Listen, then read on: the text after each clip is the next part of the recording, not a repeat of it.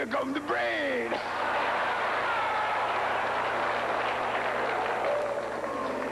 Hey, brain, I want your latest problem on me, baby. What's due? Let's do. Ah!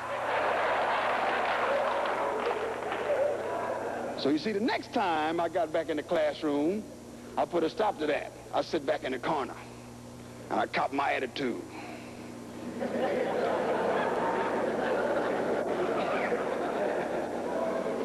After everybody else, always had the answer when the teacher would come around. When she come around to me, she'd say, brother, what's the answer to that question? I said, would you repeat the question, please? And then she would repeat the question. I said, I'm sorry, I didn't get that. And everybody would go.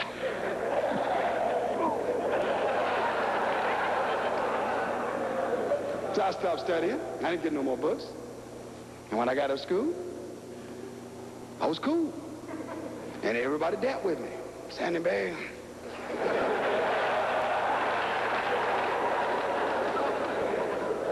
I couldn't read. I couldn't write. I was cool. About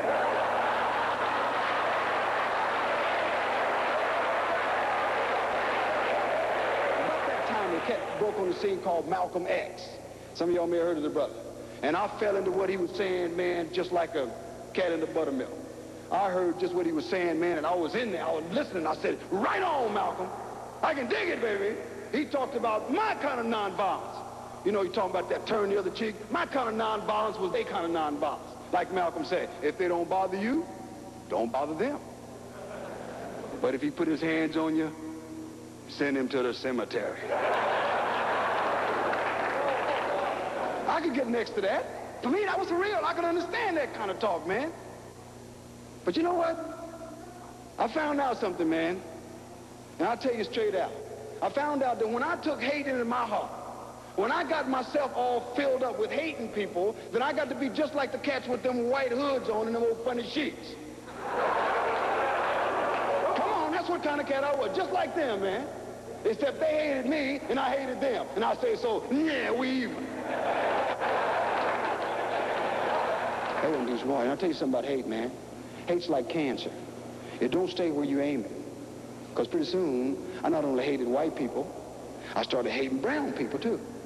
And not only did I start hating brown people pretty soon, I started hating all the black people that didn't agree with me. If you didn't think like I thought, hey, Thomas, I got something for your head, baby. Here come y'all, Oreo Jones. Then I began to hate my wife and my kids, and then I began to hate me. I'm gonna tell you something, man. I was so wrapped up. I was so uptight.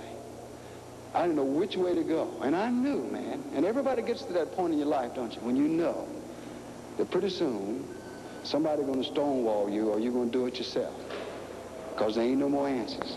There ain't nowhere else to look. It ain't no more chicks to look under. There ain't no more cash to spend. You can't get in with so many custom-made Lincoln Continentals and pull on the latest Hart Chapman and Marks. Because it ain't no answers in there either. Is it? It ain't nothing in there, bro, but you.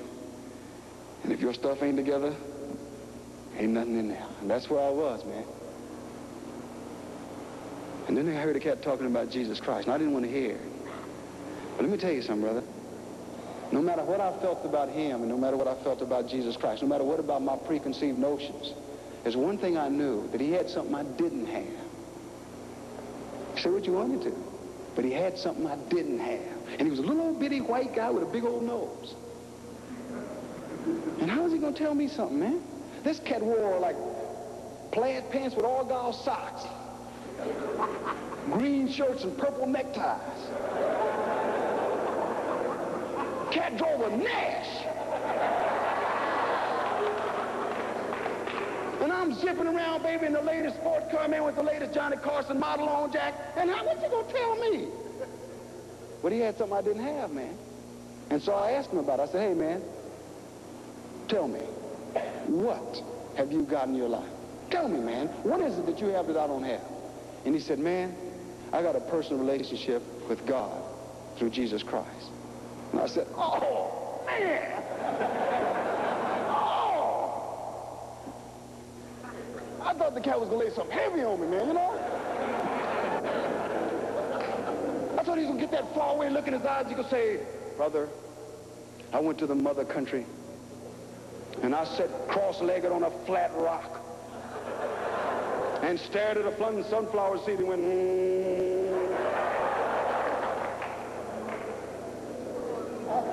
Jesus Christ! Oh, man! You know what? I couldn't get away from it. I kept coming back to seeing that the cat had something that I didn't have. Well, I said, look here, if you're for real, show me. I've always felt that way. If God's real, then he ought to be able to show himself to me. One night I was driving around the court 80 miles an hour. Going to church. I was driving around the court 80 miles an hour. And I reached that stage, man, where I knew the next step was out. I knew what the next step was, bro. Somebody was going to cover me up with something. And I said, hey, to nobody. I said, God, I really don't know if you're out there, man. And I don't know if Jesus Christ is who you say he is. I said, but if you are who you say you are, and if Jesus Christ is who you say he is, I said, if you can do something with my life, I challenge you. I challenge you, God, to show me. I said, but wait a minute. I said, don't give me none of that religious garbage, because if that's all you got, you can keep it. But I said, if you got something that can help me, to change my life, because I didn't like what I was, I just didn't know what to do about it. He did. He changed my life. And he brought me to where, here I am, volunteering, man, to come in here on my own. And you know that ain't too smart. But here I am. Why? Because I want you to know what I know. Just want to share that with you. And I thank you for the opportunity to do that.